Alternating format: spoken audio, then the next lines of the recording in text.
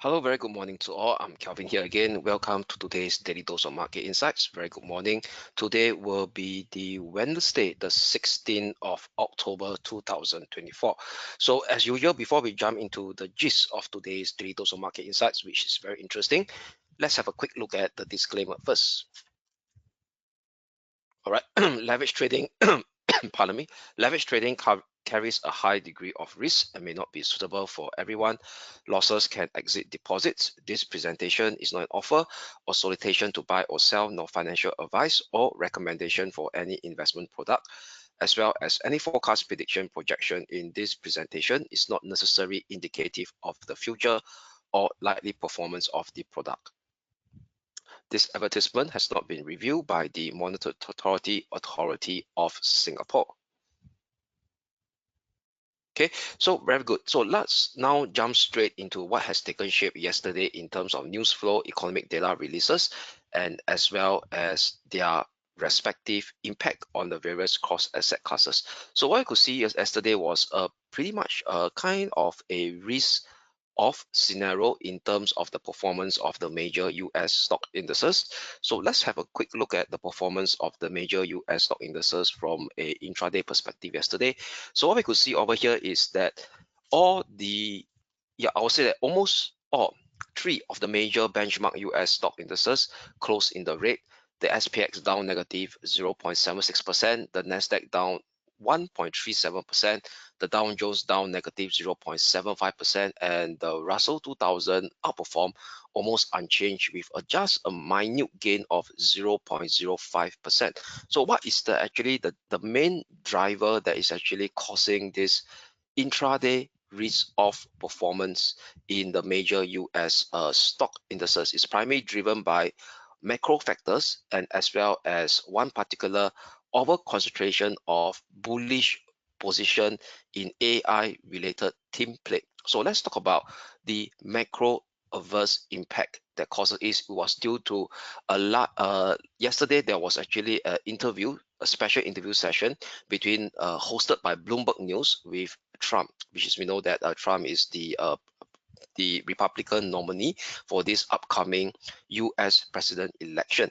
So what actually Trump mentioned yesterday during this 1 hour plus of live interview between Bloomberg News and Trump actually is by it's a gathering being hosted by the Economic Club of Chicago. So most of the audiences are businessmen or actually business leaders within the US industry rather than the main industry. So what Trump mentioned over here was he mentioned this thing that tariffs is the most beautiful word in the dictionary. So cementing his support for higher tariffs if he were to actually be elected on the upcoming US presidential election. And also do not forget, he does not only target China, he also supports a 10% additional 10% tariffs on all goods coming from the rest of the world. Okay, so net overall, that spooked the market and causes this negative feedback loop into the major US stock indices. And another factor over here is more related to this over concentrated and over optimism AI team play that everyone wants to jump into the bandwagon, and it has been causing the Nasdaq 100 to rise in the last 2.5 weeks. Is due to this ASML is one of the key players within the semiconductor industry on top of Nvidia for sure, together with TSMC as well.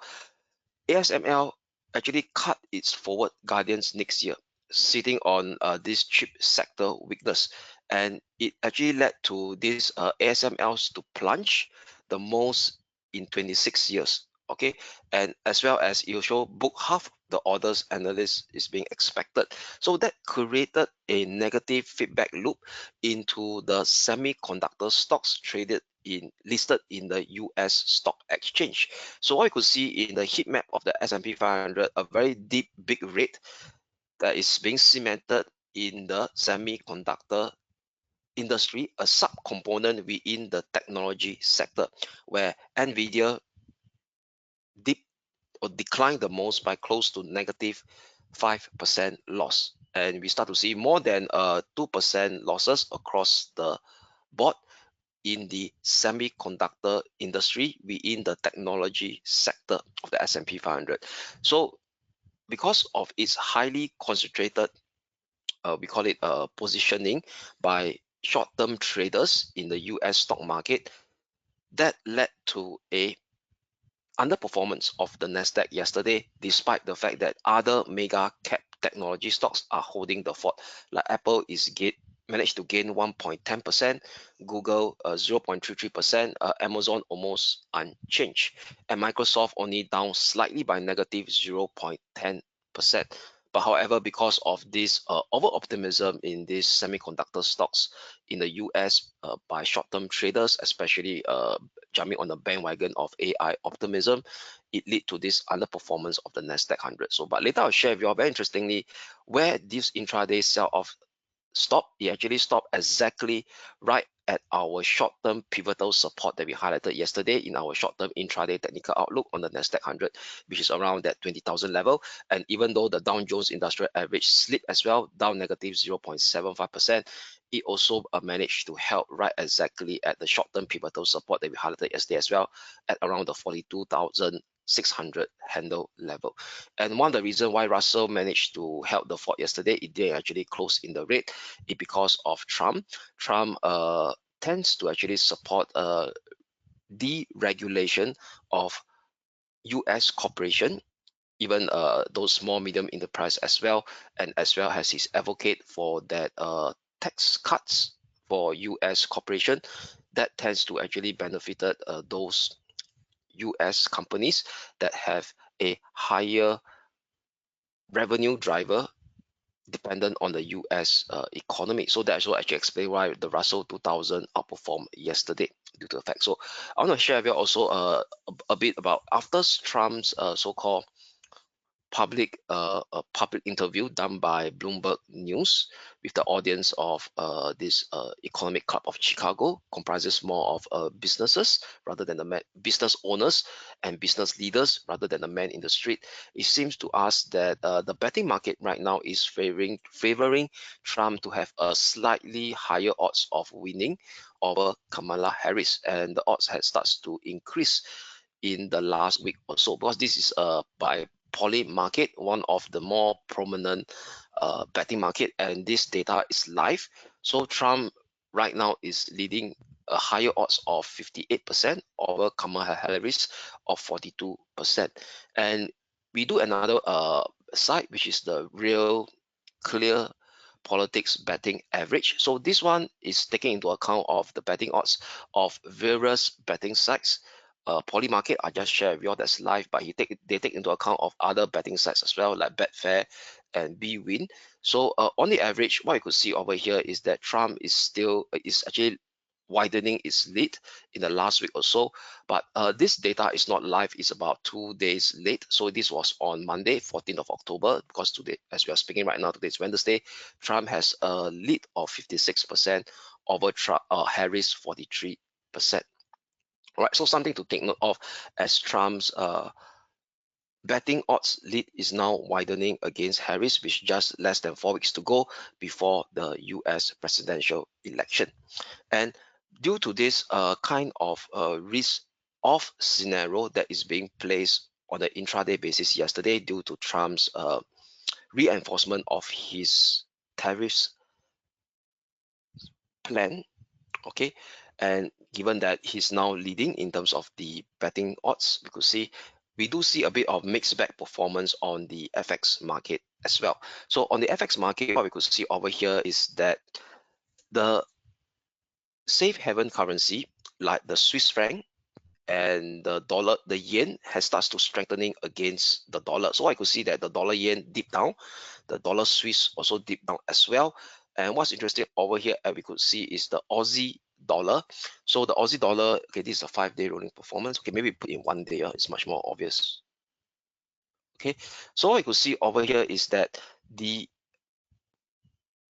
this dollars. Okay, this is the one day performance over here. So what we could see is, okay, maybe we just go to expand slightly over here. Yeah. So take into account of the start of the US session. Okay, so this 1 a.m. Singapore time, perhaps. Yeah, this is okay. So this is the start of the US session at around 9:30 Singapore time over here, all the way down to the current price action that we see so far. Okay, so what we could see over here is that once after the end of the interview, the interview session between Bloomberg News and Trump, so the interview session took around 1 a.m. Singapore time. So as you're speaking, we see this big spike up in the dollar against the Aussie over here. So we see the Aussie selling off due to this kind of risk of impact at that point in time. And right now, we see a bit of, we call it dollar strength give back against the Aussie dollar. So after that, the Aussie dollar right now is actually trading almost the same level as before the Trump interview takes shape. Okay, but later I'll share with you more about the technical outlook of the Aussie dollar. So what I could see over here is that the Aussie dollar actually sold off against the US dollar. That means the US dollar strengthening against the Aussie due to this risk of impact triggered by that tariff word that is being Trump, he portrayed that that is the most beautiful word in his dictionary. And we see over here is that the yen strength coming back into the picture, where the dollar yen actually plummeted, a bit of a safe haven play where the Swiss franc and the yen gaining against the dollar at that point in time. Okay, so something very interesting to take note of over here. If we start to see much more volatility coming into the market, potentially we may start to see this kind of sideways movement against the FX dollar. That means perhaps we may not able to see it throughout the kind of a dollar strength or dollar weakness coming across the board. So it meant it will be more dependent on which particular currency you are looking at. All right, and also gold strengthened yesterday as well. So what we could see is that gold yesterday continues to trade above the 20-day moving average due to the fact that of this benefiting from this risk of scenario. And do not forget, right now Trump is actually leading in terms of the betting markets, and what Trump favored over here is he wants to have more tax cuts. Yes, more tax cuts will start to widen the US budget deficit. By widening the US budget deficits, potentially we may start to see this kind of much more government shutdown because of the budget ceiling got to get approved, and that could also potentially lead to potential downgrade by credit agency on the US sovereign bond, which is the US Treasury. So that actually saw the US budget deficit potentially widening, leading to what I call a potential downgrade of US Treasury due to the risk of more government shutdown going forward into the next few years. That led to the gold price to actually remain firm yesterday as well, XAU/USD. Okay, so that are the key events that I want to share with you all that has taken shape yesterday. So now, now, just right, because today there'll be no interesting fundamental and intermarket dynamics on the share. So straight away now, let us now jump straight into the technical outlook on the various asset classes. So before that, let me expand my screen so that you guys could have a better view of the key levels that I'll be sharing. So I'll be starting with the FX market first over here. So as usual will be the euro dollar. Still recall that the euro dollar yesterday on we have a neutrality stance because of mixed element. So what's interesting over here is that now the element of the euro dollar getting more and more pronounced. What we could see over here is that we start to see signs of short-term bullish reversal taking shape on the euro dollar as it tries to actually play around with the lower limit. So yesterday we do have a lower limit at the 1.0890 level. So now price action is now trading around this level or flirting around this level at 1.0895 as we are speaking right now. So what you could see since last Friday, it has now, and taking into account of yesterday's price action, it has now started to form a bullish reversal descending wedge configuration, a minor one as being depicted on the hourly chart. But where it's being formed over here is being formed right exactly at the 200-day moving average, which is very close to the 1.0890 level. So to be precise, it's 1.0870.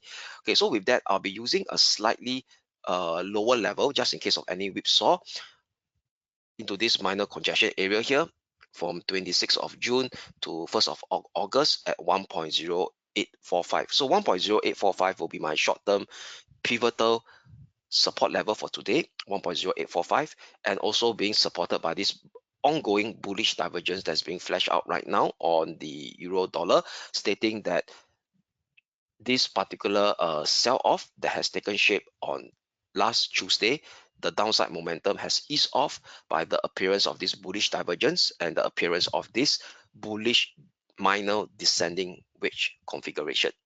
1.0845 short-term pivotal support level on the euro dollar, flip to a intraday bullish bias on the euro dollar for today. Potential upside trigger level will be at 1.0920, which is the upper limit of this descending wedge configuration, as well as yesterday's intraday high. A breakout above 1.0920 further reinforced today's intraday bullish bias, at least to expose the next near-term resistance level at 1.0950. Okay, so these are the two key levels to watch on the upside on the euro dollar for today. But however, if price action float down and have an hourly close below 1.0845, then this intraday recovery or bullish bias will be invalidated to see the continuation of the corrective decline scenario unfolding to expose the next support level, which is a much more which is considered as a medium term zone for the medium term support zone on the euro dollar, 1.0780 slash 1.0750, the minor swing low of 1st of August that confluence with this ascending trend line that is in place since 3rd of October. All right, so this is a medium term major ascending trend line because it has been in place since for at least a year.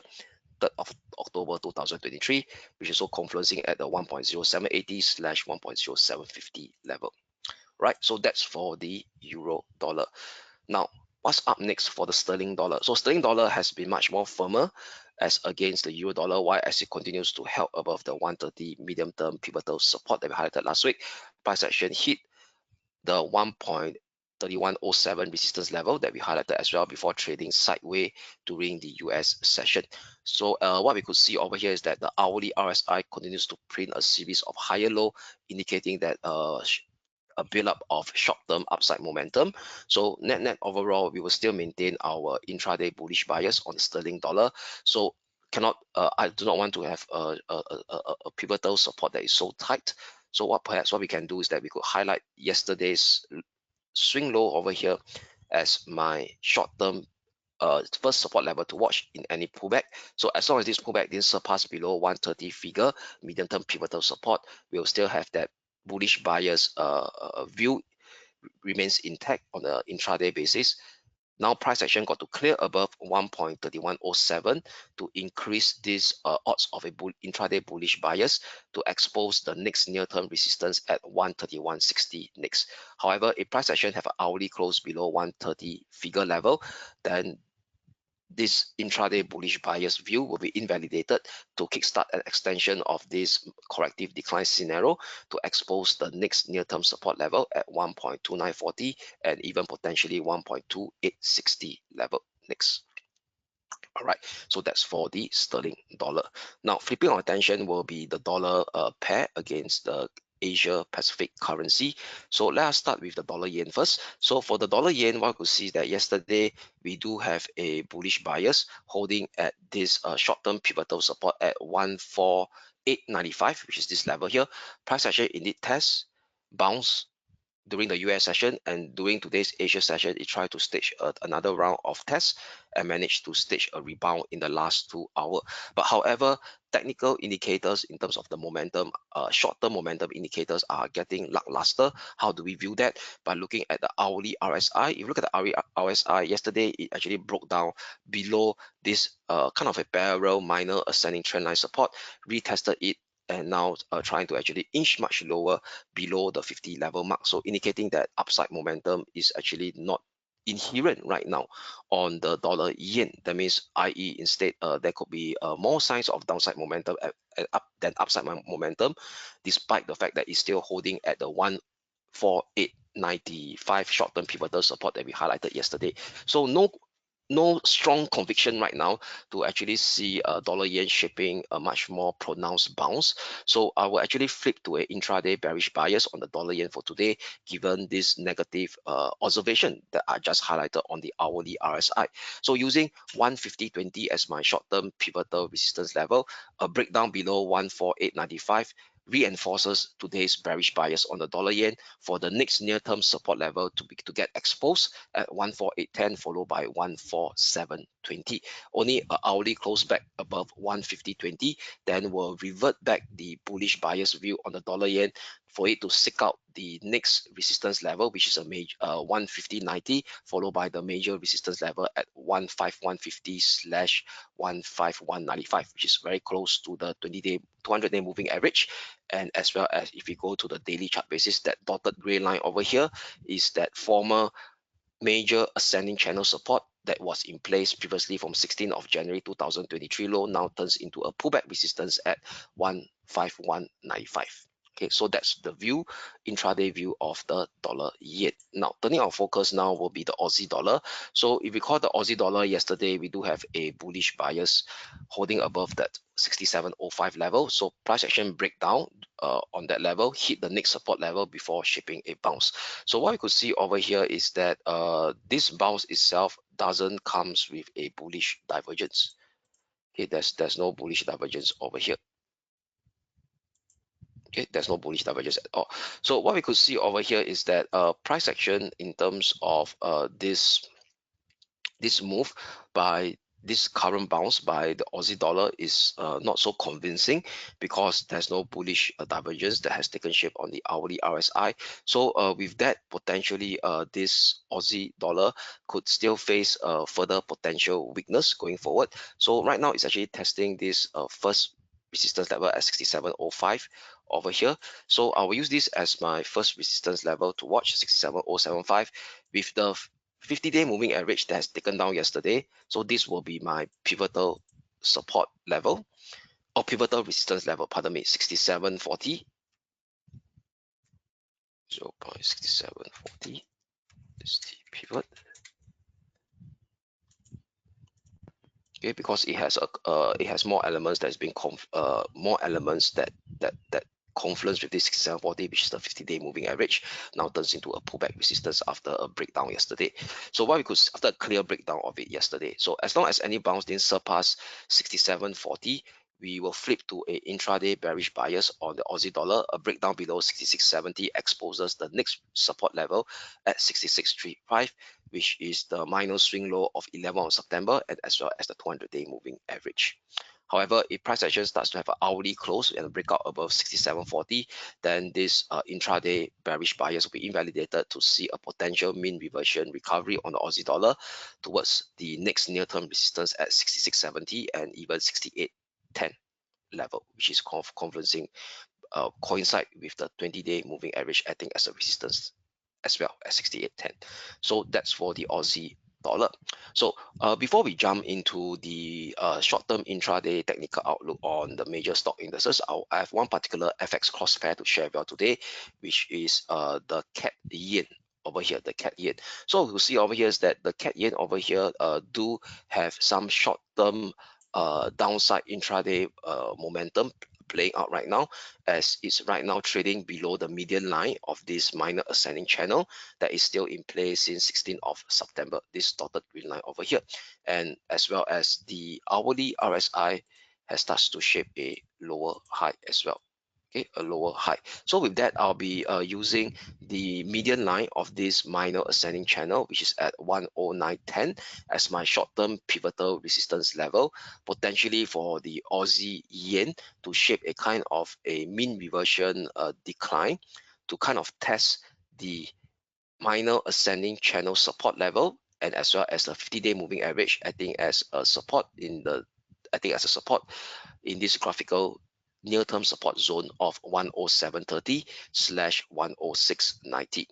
All right, so as long as 109.10 short-term pivotal resistance is not surpassed on the Aussie yen, potentially there could be a intraday bearish bias exposing the next near-term support zone of 10730/10690. However, if price action starts to break out above the 10910 short-term pivotal resistance level, then this bearish bias or the mean reversion, intraday mean reversion decline scenario will be invalidated to kickstart another round of impulsive up move within this minor uptrend phase that is still intact to expose the next near-term resistance at 10980. A breakout above it sees 111.20 next, which is the upper limit of this minor ascending channel, as well as the 200-day moving average, I think, as a resistance. Okay, so that's the outlook, short-term intraday technical outlook on the one of the interesting cross pair that I want to highlight for today will be the CAD yen. Okay, CAD yen. Okay, now with that, now let us now focus our attention on the technical outlook on the major stock indices, starting with the Hong Kong 33. Still recall the Hong Kong 33 yesterday we flipped to a neutrality stance. It broke down below the lower limit of the neutrality stance, which is at 2,500 level, and slide towards the medium-term pivotal support zone, which is also confluence with the rising 20-day moving average. And how it react right now is that the price action on the RSI has managed to shape a bullish divergence right exactly at the oversold level. Right at the oversold level. So with that, it actually increases the odds, stating that yesterday's sell-off, the downside momentum has starts to reduce, and where it occurred right exactly at the 20-day moving average and the medium-term pivotal support zone that will be highlighted earlier on as well, 19,790/19,445, which is also the 61.8 Fibo golden ratio retracement of that previous steep up move from 11th of September all the way up to the current high of the 8th of October intraday high, which is the golden ratio of 61.8%. So with that, we will flip back to a intraday bullish bias for today. 19,790/445 medium-term pivotal support zone. First resistance level to watch out for will be at 20,850. Above it, potentially sees last Tuesday minor swing high that can't be surpassed so far at 21,550. So these are the two key resistance level to watch on the intraday basis: 20,850 followed by 21,550. Only an hourly close back below 19,445 will invalidate today's intraday bullish bias or the recovery scenario to see the extension of this corrective decline to expose the next support level at 18,230, which is also confluence with the closely with the 50-day moving average. Okay, so that's for the Hong Kong 33, i.e. the Hang Seng Index. So now what's up next for the dollar? So the Nikkei 225. So for the Nikkei 225, things now getting very, very choppy again. So yesterday we do have a tightened key short-term pivotal support level at around this 39,600. Price action breakdown during the US session after that so-called risk-off scenario that's being played out in the US major stock indices due to Trump's favoritism of using the word tariffs, as he's deemed that tariffs is one of the most beautiful, is the most beautiful word in the dictionary. So that causes a spook off in the Nikkei 225 or the Japan 225 during the US trading session hours. So what we could see over here, yesterday's breakdown below 39,600 has kind of invalidated the bullish breakout scenario from this symmetrical triangle range configuration. So deeming that earlier bullish breakout as a failure breakout on Monday after can't break above the first resistance that we highlighted earlier on at 40,155/280, which is the 0.618 Fibo extension taken from the low of this 6th of September. 6th of September, and as well as this graphical congestion area here of 18th of July this year. So what we could see over here is that another round of messy, we call it a choppy corrective movement in play for the Japan 225. So potentially it could actually revisit the next near-term support level. So with that, I'll be using 39,580 as my short-term pivotal resistance for today. Flip to a intraday bearish bias for the price action to flip potentially revisit the lower limit of this range, this complex range configuration, 38,740, which correspond to the 20-day moving average, and as well as this minor descending trend line that is in place since 27th of September. A breakdown below 38,740 exposes the next near-term support at 38,360, which confluence with the 200-day moving average, and as well as this longer-term ascending trend line support linking the higher lows that is in place since 5th of September. Okay, only an hourly close back above the 39,580 will allow the Nikkei 225 or the Japan 225 to re-emerge out of this choppy range configuration and bring back the bullish bias. First resistance level to watch after a breakout from 38,580 will be 40,155 slash 40,280. Okay, so that's for the Japan 225. Now, turning our attention will be the German 30. So the German 30 also did a minor pullback, but managed to hold above the first support level at 19,410. So still no change. Still you looking at the 19,320 as my short-term pivotal support level. If you look at the hourly RSI, also managed to shape a rebound off from a parallel support level, parallel ascending trend line support level as well. So 19,320 short-term pivotal support level to watch. Still maintain that intraday bullish bias on the Japan 225. First resistance you got to surpass will be at 19,690 slash 19,755. Remains unchanged as of yesterday's level. Okay, only an hourly close below 19,320 will invalidate today's intraday bullish bias on the German 30 to see the start of another minor corrective decline phase to expose the next near-term support level at 19,130, followed by a breakdown below it sees 18,960 next. So that's for the German 30. Now, turning our attention will be the major US stock indices, starting with the US Wall Street 30.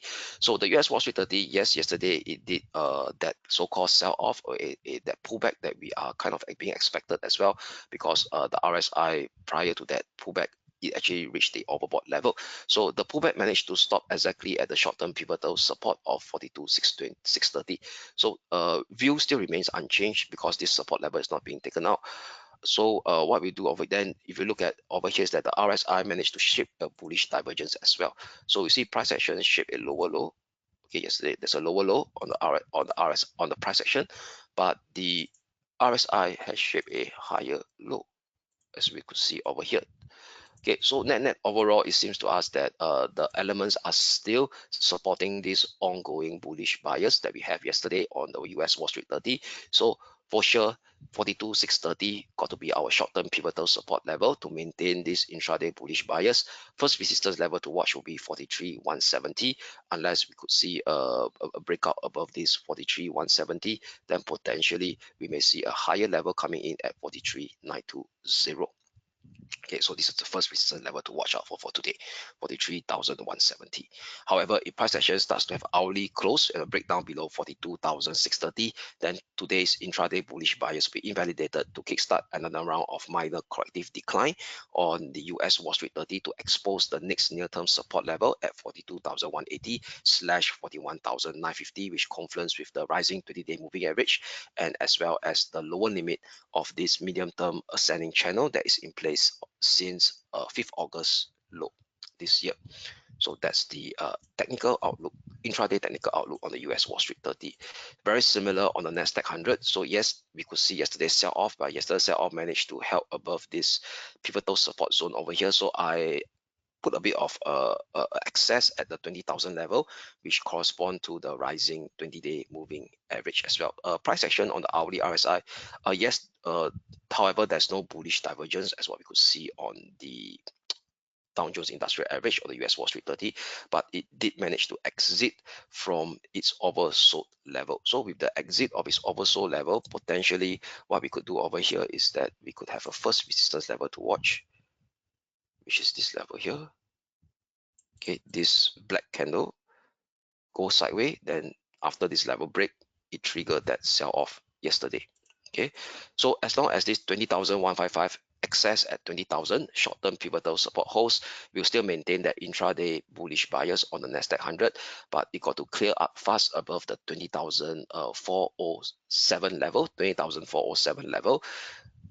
A breakout above this 20,407 level potentially sees the next resistance coming in at 20,615, which is the minus swing high of 16th of July. However, if price action starts to have a hourly breakdown and a hourly close and a breakdown below 20,000, which is the 20-day moving average, then today's intraday bullish bias will be invalidated to kickstart a more pronounced minor corrective decline scenario unfolding again to revisit 19,750 / 19,630.